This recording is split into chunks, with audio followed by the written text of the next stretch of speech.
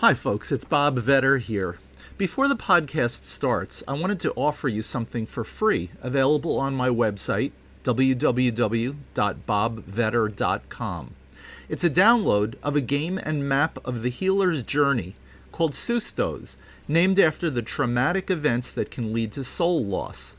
The game provides insights in how we ourselves can be healed and how that process empowers us in our healing efforts with others. Get your free download at www.bobvetter.com. Now, let's get to our latest podcast episode.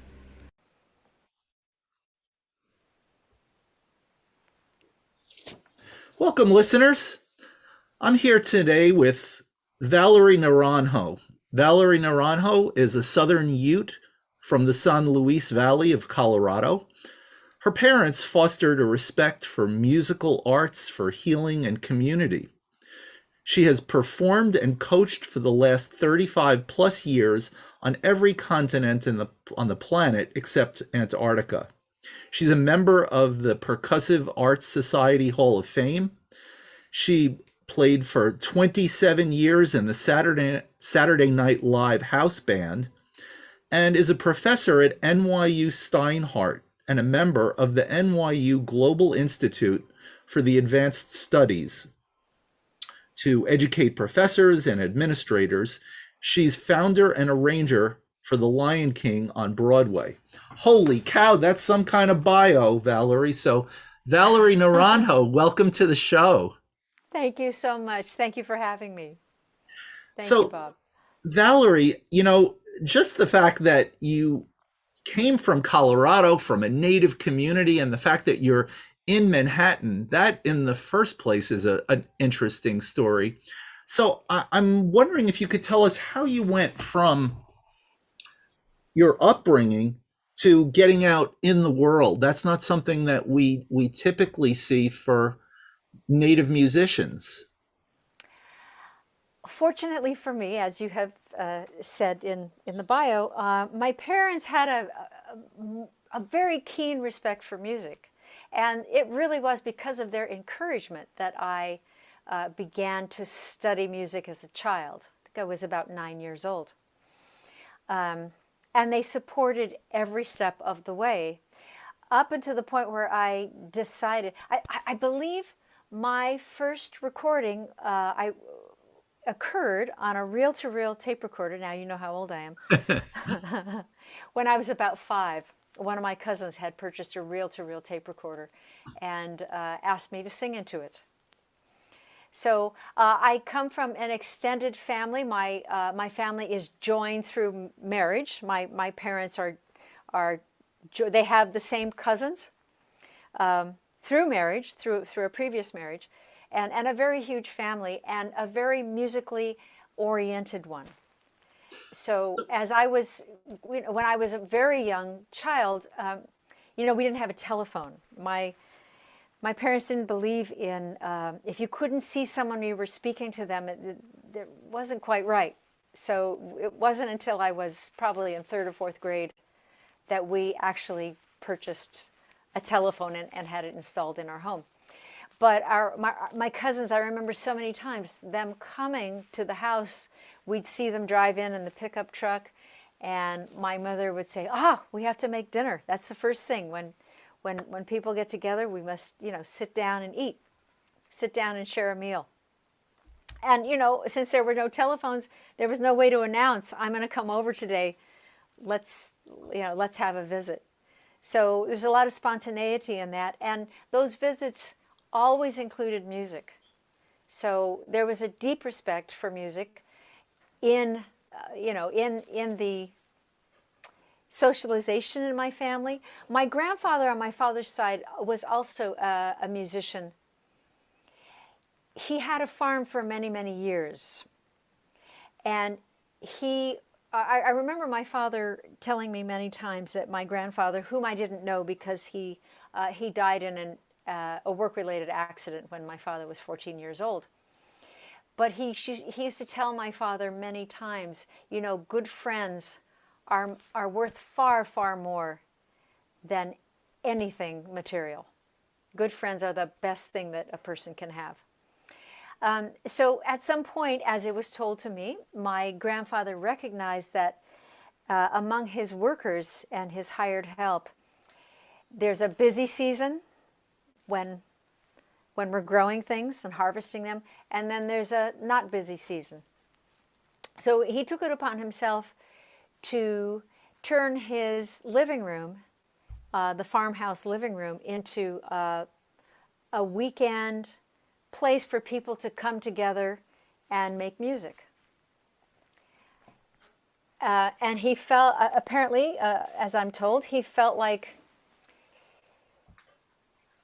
idle hands are not safe hands. So he provided that place for his workers and their friends to get together and make music. My grandfather himself, as well as being a singer, was, as I've been told, he picked up any string instrument and he played piano very well as well. So music was part of my father's life. My mother wanted to be a drummer. She was called to drumming. Her grandfather, her grandfather reared her, and he recognized that she would probably be in the company of people who were consuming alcohol.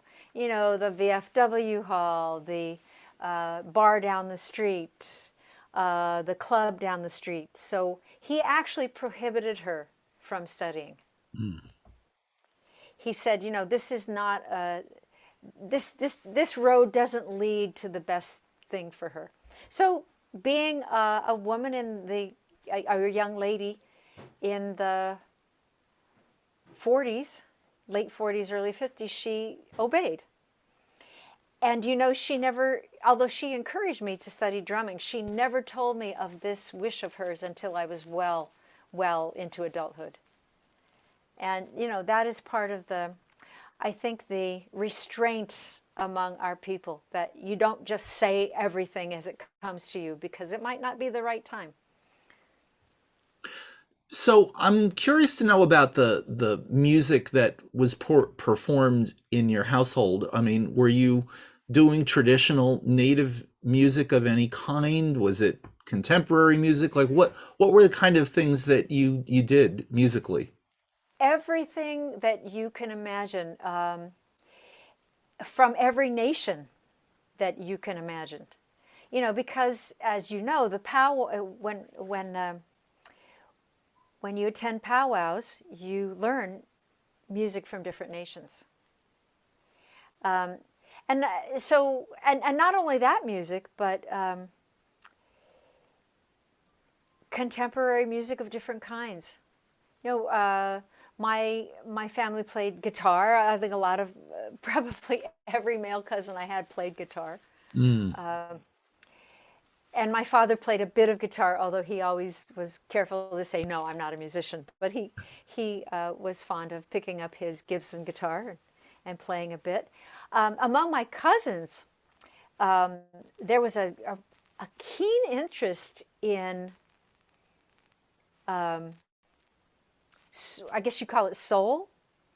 I guess you call it, people like the Chi-Lites, Earth, Wind and Fire, Parliament Funkadelic. There was a really keen interest in that music. And there was also, Carlos Santana was a big star for all of us kids.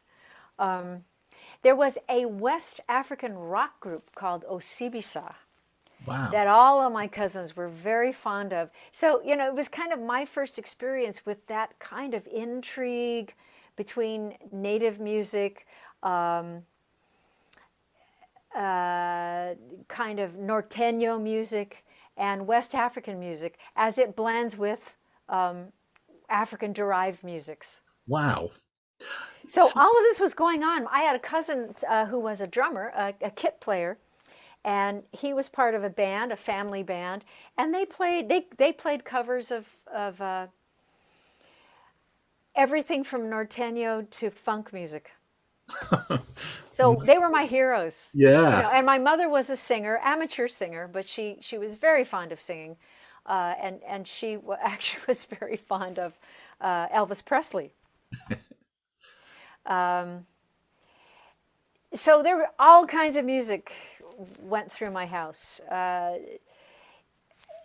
We had a beautiful small collection of jazz, kind of, I guess you call it, things like this, like the song Stardust. That was something that was played on our stereo quite often. So really, all kinds of music went through my house. So take us through, if you would, like an evening. Like let's say it's a Saturday night, and everybody gets together. People who play music, people who some don't. Maybe does somebody pick up a hand drum and do like a round dance song or a war dance song or some sort of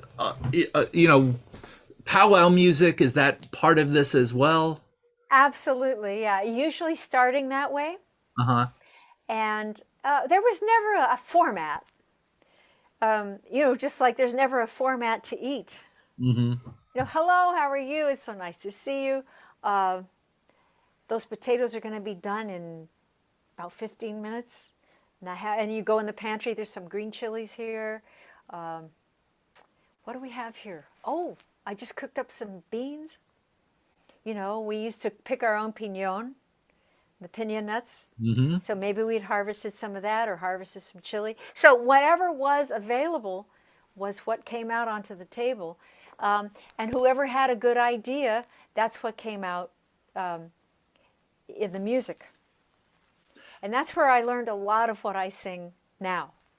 Really? The Yes. songs that you still sing today? Yes, Wow. absolutely. I learned, yeah, it just, there was no particular format, no particular instrument, although, of course, this was the star of the show, And you're holding up. a boron. So tell us about that instrument, please. The boron is the portable drum. Boron is actually an Irish drum, and many people, because if you know the big drum is very, very big. It could be the size of this corner of the room. Mm-hmm. Bigger than you can put your hands halfway around. And folks figured out, well, if you wanted to be in the VFW parade, or you wanted to move with your music, it was difficult to carry that drum. It was oftentimes really very heavy as well. So somewhere in our history, the boron, you know.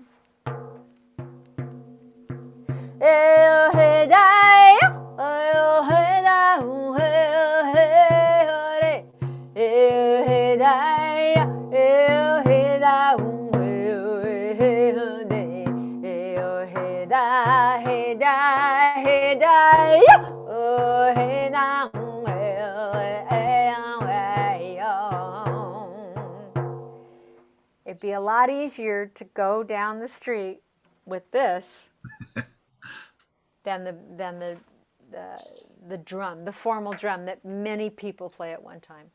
Well, Valerie, what was that song that you just sang for us? That's called Mother. That is by Sonny Primo. Mm-hmm. Beautiful.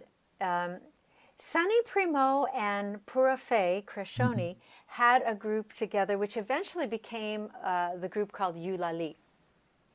And I like to think of Pura Fé especially as the mother of my Native American voice, because I was a young adult when she contacted me and said, would you consider singing with us? And I said, wow, what a wonderful opportunity to learn even more music. Wow, absolutely. And this was in New York City. Actually, Pura Fé's mother was a singer with one of the big bands. I don't remember exactly what now, but so there was a lot in her house as well. A lot of jazz, R&B, funk music, as well as traditional music. Native American music. Pura Fé is Tuscarora. Mm-hmm. So, so you start out in this environment, this very rich musical environment of eclectic of people performing. I imagine people not being afraid to perform either, to pick up an Oh, no, instrument. no. One person goes and then the next one picks up an instrument and they sing something. Now, how do you go from that to performing in public?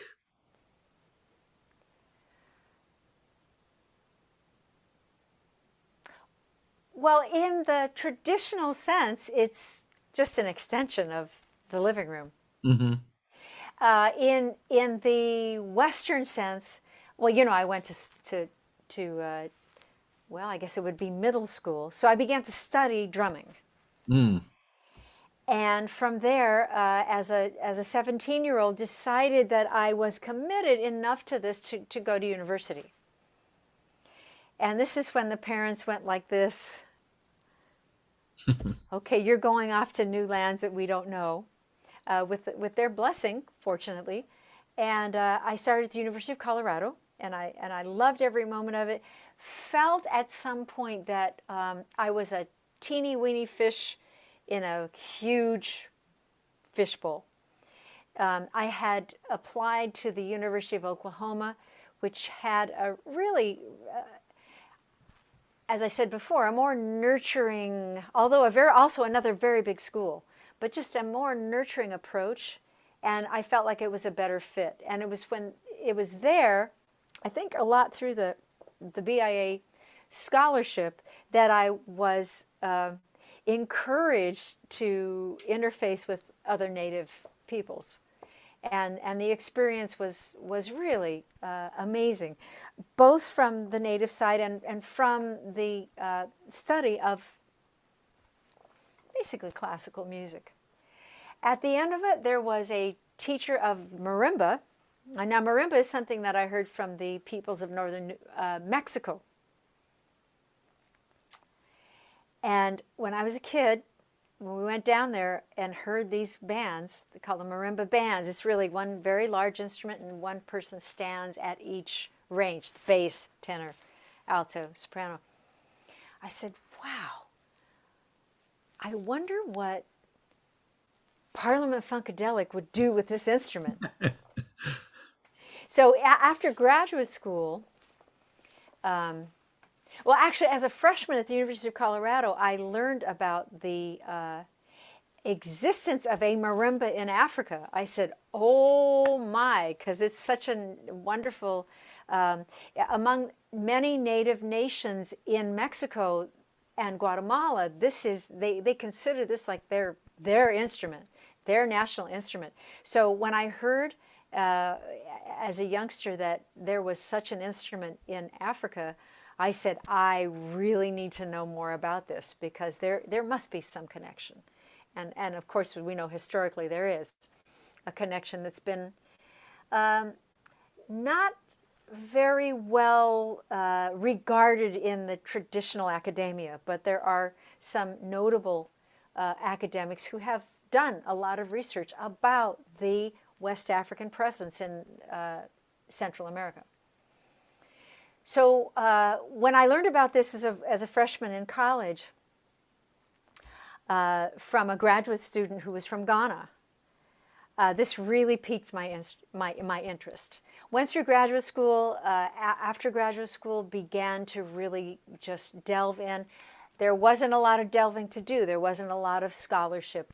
So eventually that took me to West Africa, where I learned so much about our connection, that we're halfway around the world apart, but we really espouse a lot of the same ideals in terms of the way we think about the world, the way we think about community, and the way we think about managing energy and managing emotion, which is something I think, please, I beg your pardon, and I don't mean to disparage anyone on this planet, but I think we are in America, in modern America today, in 2022, we are experiencing a crisis in our inability as a community to manage energy and to manage emotion, to our good and to our growth, and to our nurturing and to our thriving. And I think that's part of what I feel is my work. So Well, my that's work is all about music. It's all about, but it's music not as a tool. You know, I tell my students sometimes, you know, you can use these to get people to sing together, or you can use these to aggrandize yourself. Same instrument, totally different purpose. And so that's, you know, that has become my work, whether I'm on the bandstand at SNL or at Lion King or teaching my students. It's really using music to show to each other that we're all human beings, and we can really encourage each other and begin to build very, very positive days together. So I'm wondering if, you were talking about emotions, the relationship between emotions and music. I was wondering if you could just take a quick moment to talk a little bit about the healing aspect of music, because healing, of course, is the theme of our show here. So if you could talk about that connection in your experience, that would be great. Yes, well, one of the first things, it's easy to take for granted what happens in your family, right? Because you grew up in it. My dad, whenever he'd see us upset, two things he would do: rub the back and tell us to breathe. Mm.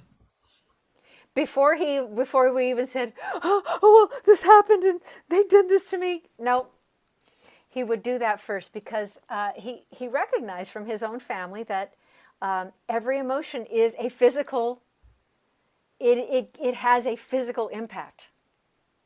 So we need to address the physical impact.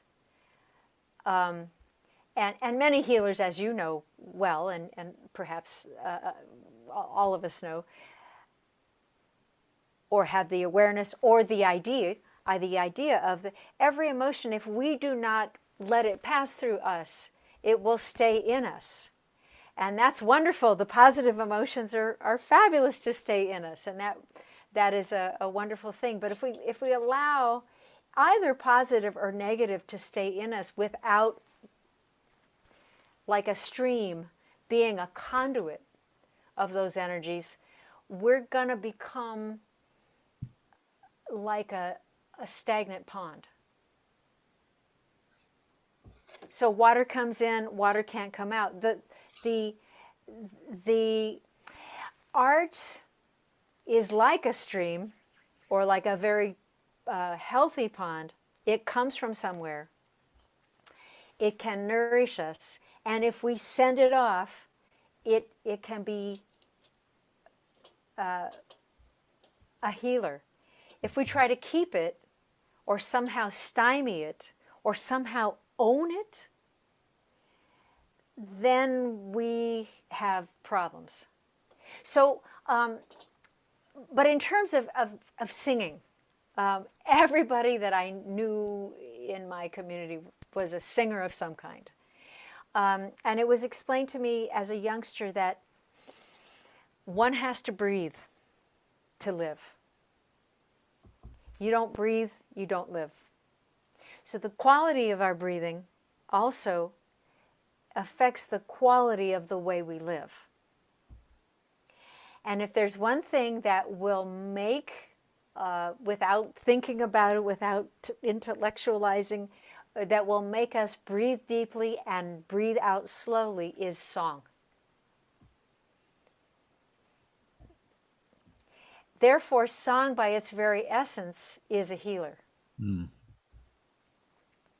And that sounds very simple, and it is, because anyone can sing.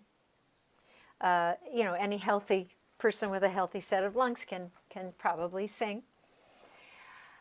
But it's also very profound that we have a very strong tool to elevate our life condition and heal ourselves. That's one tool. The other tool is movement in general, dance. And that's well, that could be another crisis that we're facing. I'm not sure I have a strong opinion about that dance as I do about but when you move parts of your body that you don't move at the office, or you don't move when you're behind the wheel of a car, or you don't move when you're sitting down, this is very good for us. You know, doing something as simple as, see if I can, I might detach for just a second. But the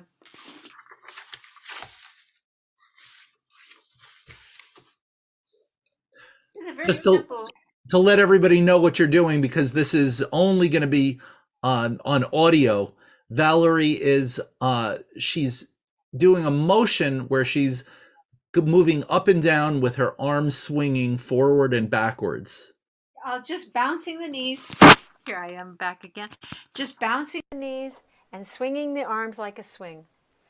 And this is done, you know, for round dance, Mm-hmm. for many things. If you're not the dancer and you're in a circle, this is just the movement that you make. Such a healer. Such a healer. The community involved in music is a healer. You can't make music together without being together. So many good things come from the sound vibration of singing together. I think one of the exercises that we did for the New York Open Center event was to breathe together in different ways. Mm-hmm. Beautiful. Yeah, breathing is not the controlled breath, which eventually resulted in song. I can't emphasize enough how when a person is feeling tense, how good it is to take a very deep breath in the nose and go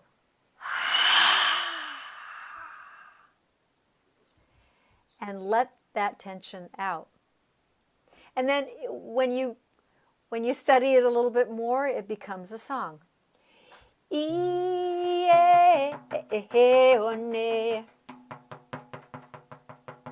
Wea he he ongayo ne. Wea he he onga we ne. Hoi hoi. Beautiful. You can't help but smile when you sing something like that together. And And what was that song? that's called the quick song. The Beautiful. Cheyenne quick song. Uh-huh. Now, when you went to Africa, I'm also curious a little bit about the healing nature of music that you experienced while you were there. And I know that you know, Africa is a big area with a lot of diversity of culture and musical forms also. But when the thing that I think of when we're talking about healing and African music, I think of the San people, the Bushmen, formerly known as the Bushmen, and their all night dances around a fire, where the patient is simply somebody who stops where they are, and the dancers and the musicians work together to heal that person who is a patient in the center. And I'm just curious, in your work in Africa, if you experienced anything like that. Absolutely. My particular area of expertise is an instrument called the geo. And that is from the upper west of Ghana, the upper east of Cote d'Ivoire, and the southern part of Burkina Faso. So immediately, my first journey, I've taken, I should sit down and count, but I've taken about 25 different journeys to West Africa, and had the fortune to travel also in Egypt, Morocco, Botswana, Zimbabwe, and South Africa, Madagascar, I'm forgetting a couple of them, but Zambia as well. But most of my work is concentrated in Ghana and the Ghanaian side of Gili land, I call it. There is the same, I was shocked, pleasantly shocked, to find that when I first arrived, my first journey in 1988, after a 19-hour public bus ride, I arrived at the provincial capital of the upper west of Ghana, which is a place called Wa, which means come.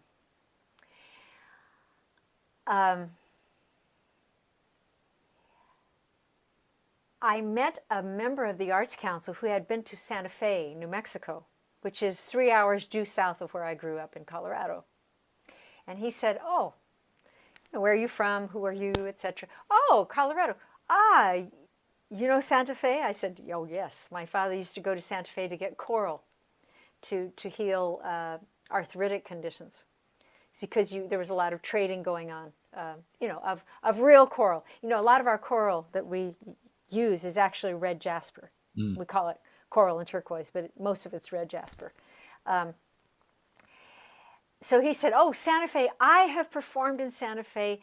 You're going to feel right at home because our town, the town was named Laura, that we were going to proceed to for a huge 3-day festival, a pre-harvest festival." He said, "Our Laura and your Santa Fe are the same." I said, "Oh, that's so nice. He's being so nice." I was amazed. The textiles, the kinds of things that you see on the kinds of designs on textiles, the growing of crops, very similar.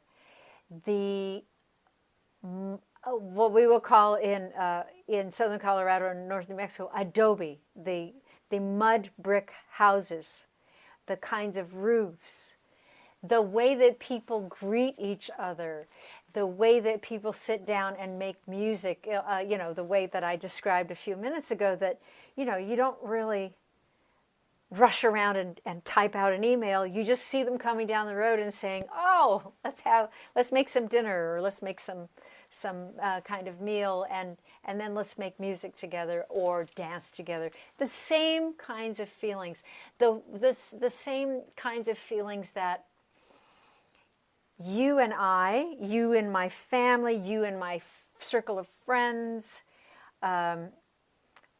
whatever our community is at that moment, we are the same. And our activities are going to be about joining that. And any question about why you're different is a question to make, it's part of a dialogue to make us understand that we're all the same. Beautiful. Or that we share the same humanity. And therein lies so many things, so much the same. Yeah, beautiful. The style of different, of course. If I start to speak technically about the music, it's going to be very, very different. In terms of healing, there are musics for moonlight dancing. There's musics for courtship. There is music especially for the aged, people who are transitioning to the older part of their life. There is very specific music when the person is deceased, and that is some of the most, I guess I would call it profound music, although in West African society, the difference between profound and trivial is like the difference between you and I, the difference between sacred and secular. They're all just one big thing called life. So, but the ceremonies that celebrate the life of a deceased person are absolutely musical. There's no ceremony without the music, and the music is very, very powerful. I guess we would call it here a funeral, would take at least 3 days, a week for someone with a lot of responsibility, a month for a chief. Wow. Which means, of course, you go back and forth to the ceremonial grounds. but it's a lot of sound vibration, singing, dancing, and playing of instrument, so that people can grieve, first of all, celebrate in a very joyful way the life of a deceased person, and celebrate life in general. All done through the sound vibration of the voice and the sound vibration of the instruments. Healing indeed. Beautiful. Do you have one song from your repertoire that you could share from that part of your experience? I don't have it set up at the Oh, moment, okay. but I will send you. I'll send you something. Okay, sure. That'd be great. Or let me see if you can about 40 seconds, Sure. I might be able to make that happen real quick. So this is called Puree. I'm gonna do a little puree and then a piece for orphans.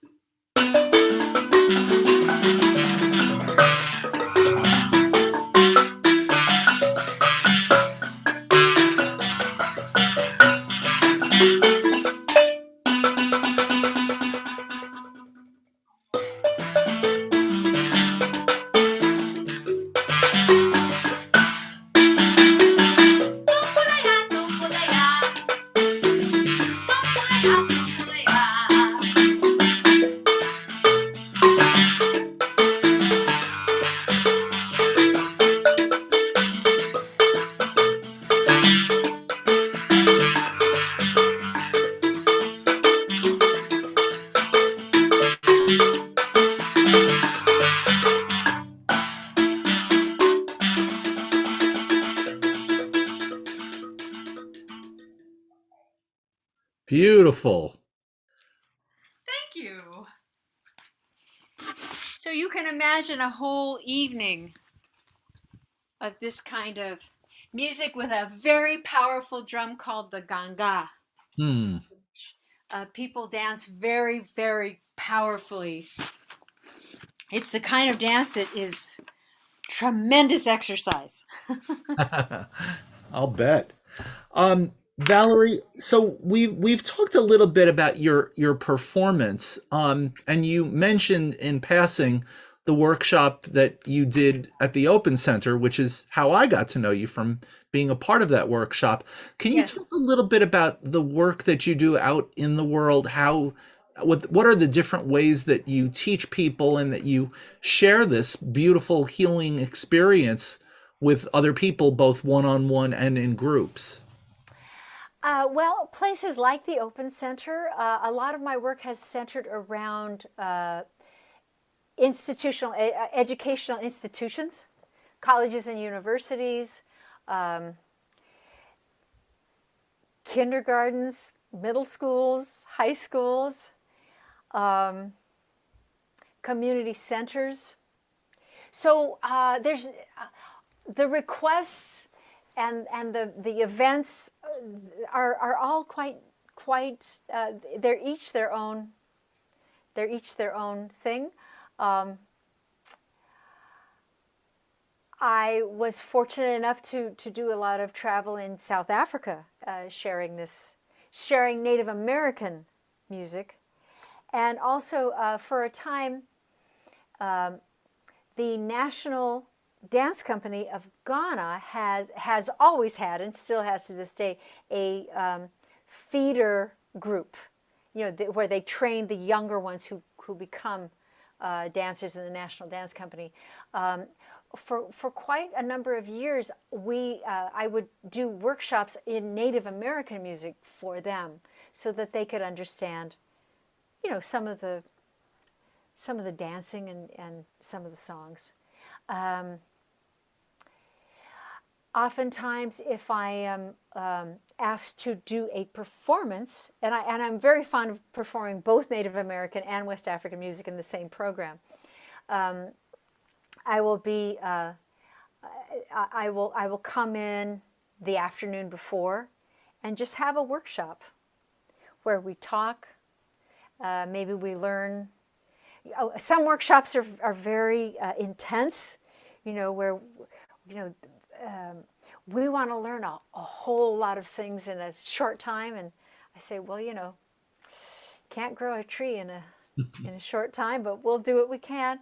Others are more relaxed, but my goal in those short-term dialogues and those short-term events is to just is to provide an introduction to the ideas of healing in music, in West African and Native American music.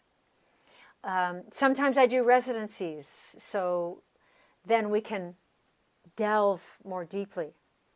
And in terms of my work at NYU, well, I've been there, let's see, 11 years now. And so for the 4 years that I see students, we embark upon a journey of growth.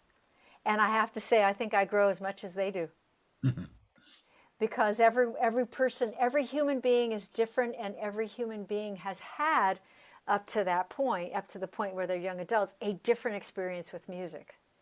And so my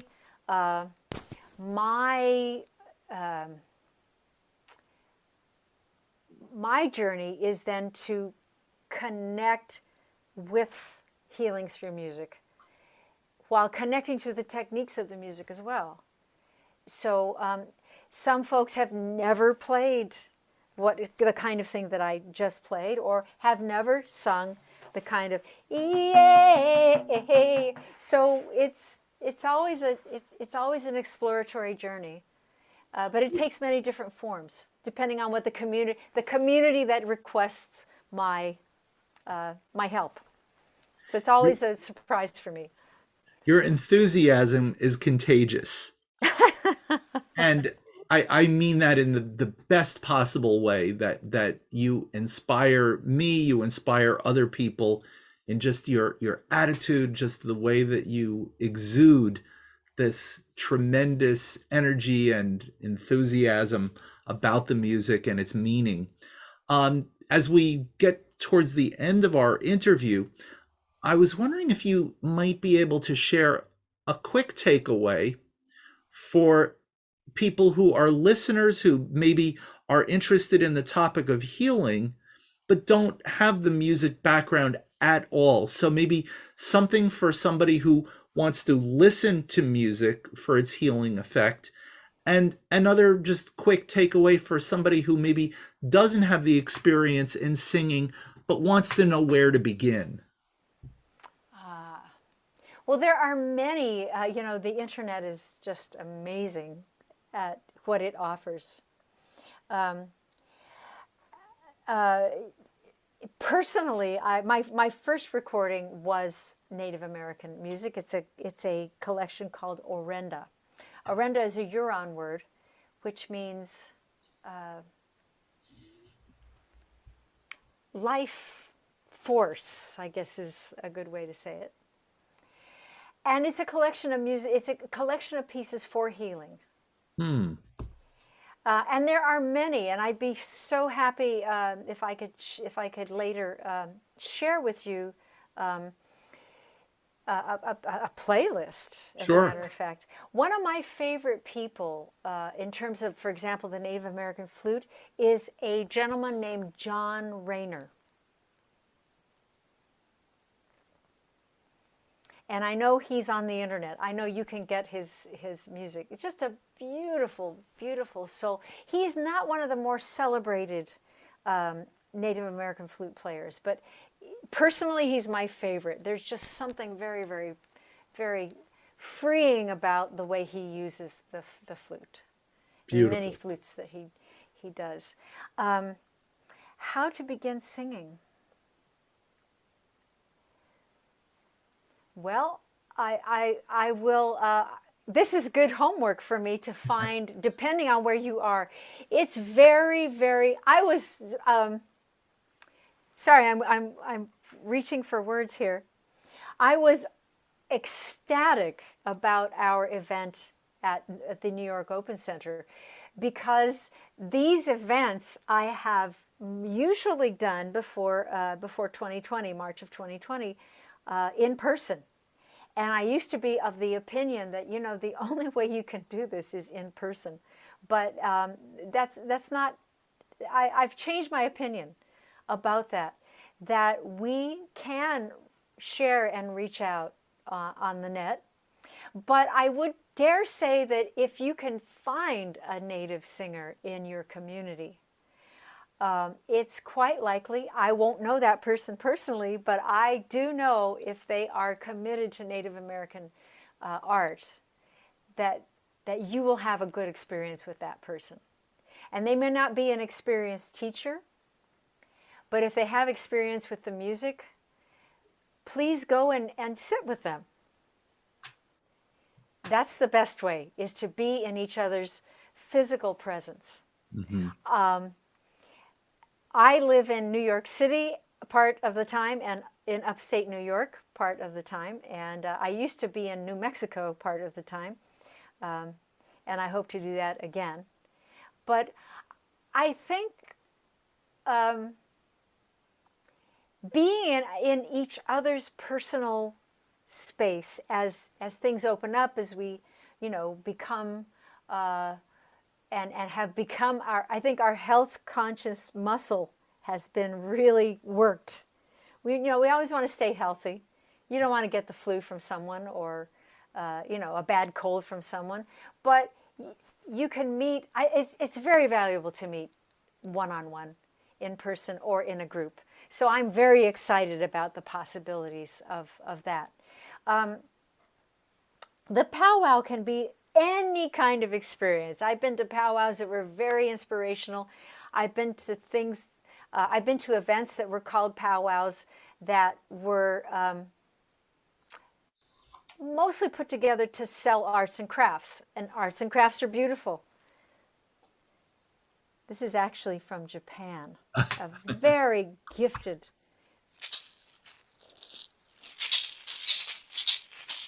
Hama, hama, hama, heya. Very gifted. And arts and crafts are profound. I think everything you see around me, lots of books. But so it's not the same kind of powwow experience that I am accustomed to. But if anyone needs my help to seek out an experience, I'll be happy to help. And maybe together we can come up with a list of both a playlist and a list of powwows that we know would be wonderful. And maybe we can do another podcast episode in the future. I'd be delighted. Or there were a million different themes that I could have on, just to riff with you and explore. So maybe in the future we can do that, including giving our listeners a playlist of some of the healing songs that inspire you. In the meantime, what I'd like to do is to let our listeners know how they can find you on your website and any other way that they might be able to experience some of your music and what you have to offer. Well, thank you for that. That's very generous of you, Bob. Orenda is in the public domain, so it's ORENDA. I'm sure if you DuckDuckGo Orenda, you'll find that playlist. It's absolutely for your enjoyment and your raising of your life condition. I hope that it would. I would trust that it would. My website is www.mandaramusic.com. Mandara is MAN like man, D like dog, ARA, mandaramusic.com. And my website is, or I beg your pardon, my email is Valerie, VALERIE, @mandaramusic.com. And if I don't answer you within a few short minutes, it's because I'm making music with somebody, sleeping, or traveling. And I understand you do a lot of traveling, so that's understandable.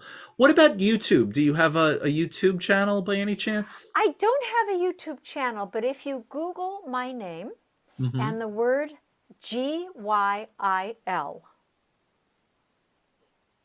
Gil. I haven't gone there lately, but typically about a dozen and a half things will come up. Beautiful. So people can find some recordings to listen to. Yes. Wonderful. Wonderful. Well, Valerie Naranjo, it has been such a pleasure to speak with you and get to know you a little better. And I know that our listeners will really enjoy this and undoubtedly want to be able to get a hold of you and find more of your music and more of your inspiration. So thank you so much. Bob, it has been a pleasure. Thank you for this opportunity, and may we always walk in beauty. And thank you, everyone, for listening. I hope you enjoyed this podcast episode. Before you go, I wanted to remind you of free healing resources available on my website, www.bobvetter.com. This has been Healing and Spirituality in World Cultures with Robert Vetter. Thanks for listening. Please rate, subscribe, and share with everyone you know who might benefit from these messages. Until next time, remember, be kind and loving to yourself and others. Together, we can heal ourselves and help build a better world.